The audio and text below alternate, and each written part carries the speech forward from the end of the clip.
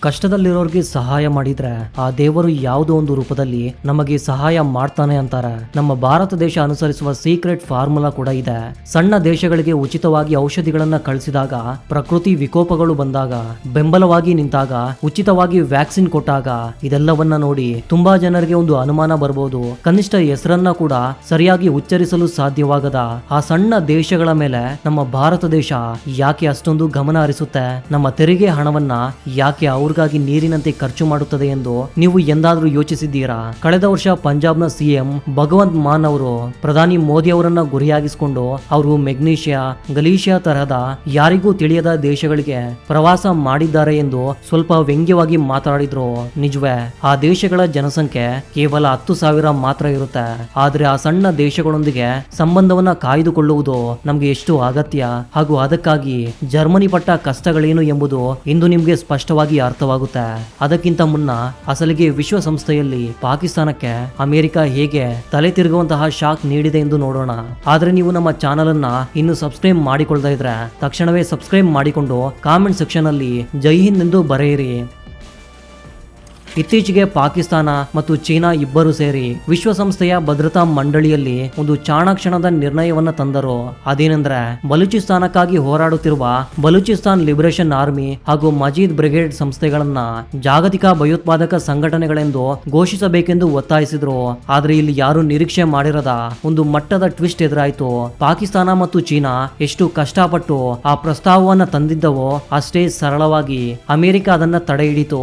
ಯಾಕಂದ್ರೆ ಆ ಬಲೂಚ್ ಗುಂಪುಗಳಿಗೆ ಅಲ್ ಖೈದಾ ಅಥವಾ ಐಸಿಸ್ ನಂತಹ ಭಯೋತ್ಪಾದಕ ನೆಟ್ವರ್ಕ್ ಗಳೊಂದಿಗೆ ಲಿಂಕ್ ಇದೆ ಎಂದು ಹೇಳಲು ಪಾಕಿಸ್ತಾನದ ಬಳಿ ಕನಿಷ್ಠ ಒಂದು ಸಣ್ಣ ಪುರಾವೆಯೂ ಇರಲಿಲ್ಲ. ಯಾವಾಗ ಅವರು ಸರಿಯಾದ ಸಾಕ್ಷ್ಯಗಳನ್ನ ನೀಡಲು ವಿಫಲರಾದ್ರು, ಅಮೆರಿಕ ತಕ್ಷಣವೇ ಈ ಪ್ರಸ್ತಾವವನ್ನ ತಡೆಯಿತು. ಇದರಿಂದಾಗಿ ಆ ಪ್ರಸ್ತಾಪವು ಅಲ್ಲಿದ್ದಲ್ಲಿಯೇ ಕಸದ ಬುಟ್ಟಿಗೆ ಬಿತ್ತು. ಒಂದು ವೇಳೆ ನಿಜವಾಗಿಯೂ ಅಮೆರಿಕ ಇದನ್ನ ತಡೆದೇ ಇದ್ರೆ ಪರಿಸ್ಥಿತಿ ಹೇಗಿರ್ತಾ ಇತ್ತು ಗೊತ್ತಾ? ಆ ಬಲೂಚಿಸ್ತಾನ್ ಲಿಬರೇಷನ್ ಆರ್ಮಿ ನಾಯಕರ ಮೇಲೆ ವಿಶ್ವದಾದ್ಯಂತ ಪ್ರಯಾಣದ ನಿಷೇಧ ಬೀಳ್ತಾ ಇತ್ತು. ಅವ್ರಿಗೆ ಬರುತ್ತಿದ್ದ ಹಣಕಾಸಿನ ನೆರವು ಸಂಪೂರ್ಣವಾಗಿ ನಿಂತು ಹೋಗ್ತಾ ಇತ್ತು. ಬಲೂಚ್ ಗುಂಪುಗಳನ್ನ ಹತ್ತಿಕ್ಕಲು ಪಾಕಿಸ್ತಾನದ ಕೈಗೆ ಒಂದು ಬಲವಾದ ಆಯುಧ ಸಿಕ್ಕಂತಾಗುತ್ತಿತ್ತು. ಆದ್ರೆ ಅಮೆರಿಕ ಅವರ ಆಸೆಗಳ ಮೇಲೆ ನೀರರಿಸಿತು. ಅದನ್ನ ನೋಡ್ತಾ ಇದ್ರೆ ಡೊನಾಲ್ಡ್ ಟ್ರಂಪ್ ಅವರ ನಡೆ ಎಷ್ಟು ಅನಿರೀಕ್ಷಿತ ಆಗಿರುತ್ತದೆ ಎಂಬುದು ಅರ್ಥವಾಗುತ್ತದೆ ಅಲ್ವೇ? ಯಾವ ಕ್ಷಣದಲ್ಲಿ ಏನ್ ಮಾತಾಡ್ತಾರೋ ಯಾರಿಗೂ ತಿಳಿಯೋದಿಲ್ಲ. ಒಂದು ಕಡೆ ಟ್ರಂಪ್ ಅವರೇನೋ ಪಾಕಿಸ್ತಾನದ ಆರ್ಮಿ ಚೀಫ್ ಆಸಿಂ ಮುನೀರ್ ತುಂಬಾ ಶ್ರೇಷ್ಠ ಜನರಲ್ ಎಂದು ಹೊಗಳ್ತಾರೆ. ಇನ್ನೊಂದು ಕಡೆ ಪಾಕಿಸ್ತಾನ ಆರ್ಮಿ ಮೇಲೆ ದಾಳಿ ಮಾಡ್ತಿರುವ ಬಲೂಚಿಸ್ತಾನ್ ಲಿಬರೇಷನ್ ಆರ್ಮಿಯನ್ನ ಅವರೇ ಉಳಿಸೋದಕ್ಕೆ ಟ್ರೈ ಮಾಡ್ತಾರೆ. ಇದರಿಂದ ಏನು ಅರ್ಥವಾಗುತ್ತದೆ? ಅಮೆರಿಕ ನಮ್ಮ ಭಾರತ ದೇಶಕ್ಕೆ ಹೇಗೆ ಕಾಯಮಾಗಿ ನಂಬಿಕಸ್ಥ ಸ್ನೇಹಿತನಲ್ಲವೋ ಹಾಗೆಯೇ ಪಾಕಿಸ್ತಾನಕ್ಕೂ ಎಂದಿಗೂ ನಂಬಿಕಸ್ಥ ಬಂಧುವಾಗಲು ಸಾಧ್ಯವಿಲ್ಲ ಎಂಬುದು ಇಲ್ಲಿ ಸಾಬೀತಾಗಿದೆ. ಅಸಲಿಗೆ ಬಲೂಚ್ ಗುಂಪುಗಳನ್ನ ರಕ್ಷಿಸುವ ಹಿಂದೆ ಅಮೆರಿಕದ ಮಾಸ್ಟರ್ ಪ್ಲಾನ್ ಏನಿರ್ಬೋದು ಎಂಬುದನ್ನ ಕೆಳಗಡೆ ಕಾಮೆಂಟ್ ಸೆಕ್ಷನ್ ಅಲ್ಲಿ ಬರೆಯಿರಿ. ಯಾರ ಅಭಿಪ್ರಾಯ ಸರಿ ಎಂದು ಅನಿಸ್ತದೆಯೋ ಆ ಕಾಮೆಂಟ್ ಅನ್ನ ಪಿನ್ ಮಾಡ್ತೀವಿ. ಇನ್ನು ಮುಂದಿನ ವಿಷಯಕ್ಕೆ ಬಂದ್ರೆ, ಸೌದಿ ಅರೇಬಿಯಾ ನಮ್ಮ ಭಾರತದೊಂದಿಗೆ ಒಂದು ಹೊಸ ಶಿಪ್ಪಿಂಗ್ ರೂಟ್ ಅನ್ನ ಪ್ರಾರಂಭಿಸಿದೆ. ಅಸಲಿಗೆ ಈ ಹೊಸ ಮಾರ್ಗ ಯಾಕೆ ಅಷ್ಟೊಂದು ವಿಶೇಷವೆಂದರೆ, ಸೌದಿ ಅರೇಬಿಯಾದ ಬಲಗಡೆ ಪರ್ಷಿಯನ್ ಗಲ್ಫ್ ಇರುತ್ತದೆ.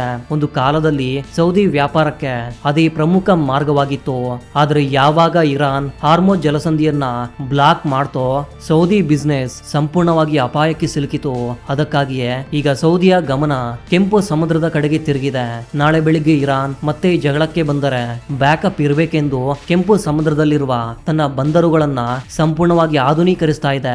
ಈಗ ಸಿಗುತ್ತಿರುವ ಮಾಹಿತಿ ಪ್ರಕಾರ ಅದೇ ಕೆಂಪು ಸಮುದ್ರದ ಮಾರ್ಗವಾಗಿ ನಮ್ಮ ಭಾರತದೊಂದಿಗೆ ಒಂದು ನೇರ ಶಿಪ್ಪಿಂಗ್ ಸೇವೆಯನ್ನು ಆರಂಭಿಸಲಾಗುತ್ತಿದೆ. ಇದು ಅತ್ಯಂತ ದೊಡ್ಡ ಗೇಮ್ ಚೇಂಜರ್ ಆಗಲಿದೆ. ಕೆಂಪು ಸಮುದ್ರದಲ್ಲಿರುವ ಸೌದಿ ಬಂದರನ್ನ ನಮ್ಮ ಗುಜರಾತ್ನ ಮುದ್ರಾ ಬಂದರಿನೊಂದಿಗೆ ಸಂಪರ್ಕಿಸುತ್ತಾ ಈ ಸೇವೆಯನ್ನ ಆರಂಭಿಸಲಾಗಿದೆ. ಇದರಿಂದಾಗಿ ನಮ್ಮ ರಫ್ತುಗಳು, ಕಂಟೈನರ್ಗಳು, ಕೈಗಾರಿಕಾ ಸರಕುಗಳು ಯಾವುದೇ ಅಡೆತಡೆಗಳಿಲ್ಲದೆ ಅತ್ಯಂತ ವೇಗವಾಗಿ ಸೌದಿಗೆ ತಲುಪಲಿವೆ. ಇನ್ನು ನಮ್ಮ ಭಾರತ ಮತ್ತು ಬ್ರಿಟನ್ ನಡುವೆ ನಡೆಯುತ್ತಿರುವ ಮುಕ್ತ ವ್ಯಾಪಾರ ಒಪ್ಪಂದದ ಬಗ್ಗೆ ನೋಡಿದ್ರೆ ಇದು ಮತ್ತೆ ಬ್ರಿಟನ್ ಪಾರ್ಲಿಮೆಂಟ್ ನಲ್ಲಿ ಹಾಟ್ ಟಾಪಿಕ್ ಆಗಿದೆ. ನಮ್ಮೊಂದಿಗಿನ ವ್ಯಾಪಾರ ಒಪ್ಪಂದವನ್ನ ಬ್ರಿಟನ್ ಸರ್ಕಾರ ಯಾಕೆ ಇನ್ನೂ ಅಂತಿಮಗೊಳಿಸ್ತಾ ಇಲ್ಲ ಎಂದು ಅಲ್ಲಿನ ಸಂಸದರು ಒತ್ತಡವನ್ನ ಹೆಚ್ಚಿಸುತ್ತಿದ್ದಾರೆ. ಸ್ಟೀಲ್ ಸೇಫ್ ಗಾರ್ಡ್ ವಿಷಯದಲ್ಲಿ ನಮ್ಮ ಭಾರತ ಸರ್ಕಾರ ಕೇಳುತ್ತಿರುವ ವಿನಾಯಿತಿಗಳನ್ನ ಯಾವುದೇ ಪರಿಸ್ಥಿತಿಯಲ್ಲೂ ಒಪ್ಪಿಕೊಳ್ಳಬಾರದು ಎಂದು ಅವರು ಒತ್ತಾಯಿಸುತ್ತಿದ್ದಾರೆ. ಬ್ರಿಟನ್ ತನ್ನ ಸ್ಟೀಲ್ ಅಗತ್ಯಗಳಿಗಾಗಿ ಬೇರೆ ಯಾವುದೇ ದೇಶದ ಮೇಲೆ ಆಧಾರ ಪಡಲಾಗ ತಡೆಯಕ್ಕಾಗದ ಪರಿಸ್ಥಿತಿಯಲ್ಲಿದೆ.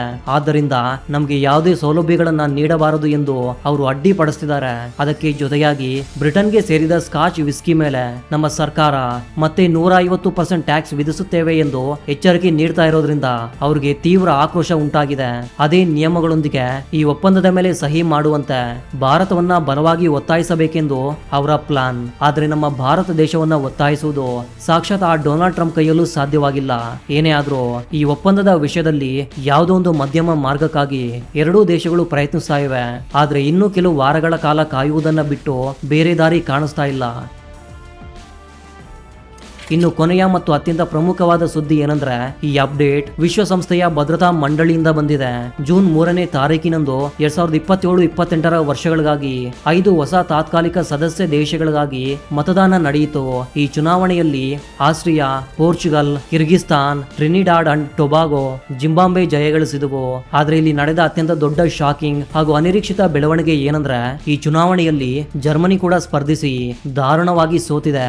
ಪಶ್ಚಿಮ ಯುರೋಪ್ ದೇಶಗಳಿಗೆ ಇರುವ 2 ಸೀಟುಗಳಿಗಾಗಿ ಪೋರ್ಚುಗಲ್, ಆಸ್ಟ್ರಿಯಾ ಮತ್ತು ಜರ್ಮನಿ ಸ್ಪರ್ಧಿಸಿದ್ದವು. ಅಂತಿಮವಾಗಿ ವೋಟಿಂಗ್ ರಿಸಲ್ಟ್ ನೋಡಿದ್ರೆ ಪೋರ್ಚುಗಲ್ಗೆ 134 ಮತಗಳು, ಆಸ್ಟ್ರಿಯಾಗೆ 131 ಮತಗಳು ಬಂದವು. ಆದರೆ ಪಾಪ ಜರ್ಮನಿಗೆ ಮಾತ್ರ ಕೇವಲ 104 ಮತಗಳು ಮಾತ್ರ ಬಿದ್ದವು. ಗೆಲ್ಲಬೇಕಾದ್ರೆ ಕನಿಷ್ಠ 127 ಮತಗಳು ಬರಬೇಕಿತ್ತು. ಆದ್ರೆ ಜರ್ಮನಿ ಘೋರವಾಗಿ ಕೊನೆಯ ಸ್ಥಾನದಲ್ಲಿ ನಿಂತಿತು. ಇಲ್ಲಿ ಅಸಲಿ ಟ್ವಿಸ್ಟ್ ಏನಂದ್ರೆ, ಈ ಜರ್ಮನಿ ಎಷ್ಟೋ ದಿನಗಳಿಂದ ವಿಶ್ವಸಂಸ್ಥೆಯ ಭದ್ರತಾ ಮಂಡಳಿಯಲ್ಲಿ ಕಾಯಂ ಸೀಟಿಗಾಗಿ ತೀವ್ರವಾಗಿ ಪ್ರಯತ್ನಿಸ್ತಾ ಇದೆ. ಆದ್ರೆ ಕೊನೆಗೆ ನೋಡಿದ್ರೆ ಕನಿಷ್ಠ ಟೆಂಪರವರಿ ಸೀಟ್ ಪಡೆಯುವ ಸಾಮರ್ಥ್ಯವು ಅದಕ್ಕಿಲ್ಲ ಮತ್ತು ಉಳಿದ ದೇಶಗಳ ಬೆಂಬಲ ಅದಕ್ಕೆ ಶೂನ್ಯ ಎಂಬುದು ಸಾಬೀತಾಗಿದೆ. ಕನಿಷ್ಠ ತಾತ್ಕಾಲಿಕ ಸದಸ್ಯ ರಾಷ್ಟ್ರವಾಗಿ ಗೆಲ್ಲಲಾಗದ ಆ ದೇಶಕ್ಕೆ ಕಾಯಂ ಅಧಿಕಾರವನ್ನ ಹೇಗೆ ನೀಡಬೇಕು ಎಂಬ ತರ್ಕ ಇಲ್ಲಿ ಉದ್ಭವಿಸುತ್ತದೆ. 1977ರಿಂದ ಜರ್ಮನಿ ಯಾವಾಗ ಸ್ಪರ್ಧಿಸಿದ್ರು ಸುಲಭವಾಗಿ ಗೆಲ್ಲುತ್ತಾ ಬಂದಿತ್ತು. ಆದ್ರೆ ಮೊದಲ ಬಾರಿಗೆ ಇಷ್ಟು ದಾರುಣವಾಗಿ ಸೋತು ಪ್ರಪಂಚದ ಮುಂದೆ ಮಾನ ಮರ್ಯಾದೆಯನ್ನ ಸಂಪೂರ್ಣವಾಗಿ ಕಳೆದುಕೊಂಡಿದೆ. ಜರ್ಮನಿಯ ವಿದೇಶಾಂಗ ಸಚಿವ ಜೊಹಾನ್ನಾ ವಾಡೆಫುಲ್ ತಕ್ಷಣವೇ ರಾಜೀನಾಮೆ ನೀಡಬೇಕೆಂದು ಅಲ್ಲಿನ ಸಾರ್ವಜನಿಕರು ಒತ್ತಾಯಿಸುತ್ತಿದ್ದಾರೆ. ತನ್ನದೊಂದಿಗೆ ಸ್ಪರ್ಧಿಸಿದ ಆಸ್ಟ್ರಿಯಾದಂತಹ ಸಣ್ಣ ದೇಶಗಳನ್ನ ಕೂಡ ಒಪ್ಪಿಸಲು ಜರ್ಮನಿಗೆ ಸಾಧ್ಯವಾಗಲಿಲ್ಲ.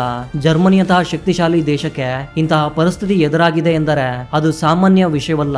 ಆದ್ರೆ ನಮ್ಮ ಭಾರತ ದೇಶಕ್ಕೆ ಭವಿಷ್ಯದಲ್ಲಿ ಇಂತಹ ಪರಿಸ್ಥಿತಿ ಬರಬಾರದು ಎಂದೇ ನಮ್ಮ ಸರ್ಕಾರ ಮೊದಲಿಂದಲೂ ಒಂದು ಸ್ಟ್ರಾಂಗ್ ಪ್ಲಾನ್ ನೊಂದಿಗೆ ಮುನ್ನಡೆಯುತ್ತಿದೆ. ನಾಳೆ ಬೆಳಿಗ್ಗೆ ನಮಗೆ ಶಾಶ್ವತ ಸ್ಥಾನಕ್ಕಾಗಿ ವೋಟಿಂಗ್ ನಡೆದರೆ ಒಟ್ಟು ದೇಶಗಳಲ್ಲಿ ಕನಿಷ್ಠ 129 ದೇಶಗಳ ಬೆಂಬಲ ನಮಗೆ ಖಚಿತವಾಗಿ ಬೇಕು.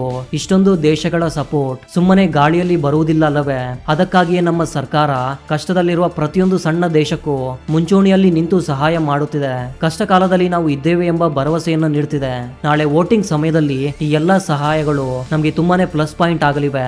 ಆ ದೇಶಗಳೆಲ್ಲವೂ ತಮಗೆ ಸಹಾಯ ಮಾಡಿದ ಭಾರತವನ್ನ ಖಂಡಿತವಾಗಿಯೂ ನೆನಪಿನಲ್ಲಿ ಇಟ್ಟುಕೊಳ್ಳುತ್ತವೆ. ನಮ್ಮಲ್ಲಿ ಕೆಲವರು ಮಾತ್ರ ಭಾರತ ಯಾಕೆ ಅಷ್ಟೊಂದು ಉಚಿತವಾಗಿ ಸಹಾಯ ಮಾಡುತ್ತದೆ, ಇದರಿಂದ ನಮ್ಗೆ ಒಂದು ಪೈಸೆ ಲಾಭವಿಲ್ಲ ತಾನೆ ಎಂದು ಕಾಮೆಂಟ್ಸ್ ಮಾಡ್ತಿರ್ತಾರೆ. ಆದ್ರೆ ಇಂದು ಜರ್ಮನಿ ಅನುಭವಿಸಿದ ಪರಿಸ್ಥಿತಿಯನ್ನ ನೋಡಿದ್ಮೇಲೆ ಅವ್ರಿಗೆ ಬುದ್ಧಿ ಬಂದಿರುತ್ತೆ ಅನ್ಸುತ್ತೆ. ಭೌಗೋಳಿಕ ರಾಜಕೀಯದಲ್ಲಿ ಕೆಲವು ಹೂಡಿಕೆಗಳು ಕೇವಲ ಹಣಕ್ಕಾಗಿ ಮಾತ್ರವಲ್ಲ, ಸದ್ಭಾವನೆಯನ್ನ ಗಳಿಸುವುದಕ್ಕಾಗಿಯೂ ಮಾಡಬೇಕಾಗುತ್ತೆ. ಆ ಸದ್ಭಾವನೆ ನಮ್ಗೆ ಹಣ ಕೆಲಸಕ್ಕೆ ಬಾರದ ಸಮಯದಲ್ಲಿ ಖಂಡಿತವಾಗಿಯೂ ಉಪಯೋಗಕ್ಕೆ ಬರುತ್ತೆ. ಒಂದು ದೇಶದ ಶಕ್ತಿ ಎಂಬುದು ಕೇವಲ ಆರ್ಮಿಯ ಬಲದ ಮೇಲೆ ಮಾತ್ರ ನಿರ್ಧಾರವಾಗಿರೋದಿಲ್ಲ. ಉಳಿದ ದೇಶಗಳು ಅವರನ್ನು ಎಷ್ಟು ನಂಬುತ್ತಿವೆ ಎಂಬುದರ ಮೇಲೆಯೂ ಆಧಾರ ಪಟ್ಟಿರುತ್ತೆ. ಯಾವಾಗಲೂ ಒಬ್ಬರನ್ನೊಬ್ಬರು ತುಳಿಯುತ್ತಾ ಮೇಲೆ ಬರಬೇಕೆಂದು ನೋಡುವ ಈ ರಾಜಕೀಯದಲ್ಲೂ ನಮ್ಮ ಭಾರತ ದೇಶ ಎಲ್ಲೂ ಹಿಂದೆ ಸರಿಯದೆ ಮುನ್ನುಗ್ಗುತ್ತಿದೆ. ನಿಮ್ಗೆ ಒಂದು ವೇಳೆ ಈ ಮಾಹಿತಿ ಇಷ್ಟವಾದ್ರೆ ಖಂಡಿತವಾಗಿಯೂ ಲೈಕ್ ಮಾಡಿ, ನಮ್ಮ ಚಾನಲ್ ಅನ್ನ ಸಬ್ಸ್ಕ್ರೈಬ್ ಮಾಡಿಕೊಂಡು ಬೆಲ್ ಐಕಾನ್ ಅನ್ನ ಆನ್ ಮಾಡ್ಕೊಳ್ಳಿ. ಇದೇ ರೀತಿಯ ಮತ್ತೊಂದು ಇಂಟ್ರೆಸ್ಟಿಂಗ್ ಆದ ವಿಡಿಯೋದ ಜೊತೆಗೆ ಮತ್ತೆ ಸಿಗೋಣ. ಅಲ್ಲಿವರೆಗೂ ಜೈ ಹಿಂದ್, ಜೈ ಕರ್ನಾಟಕ.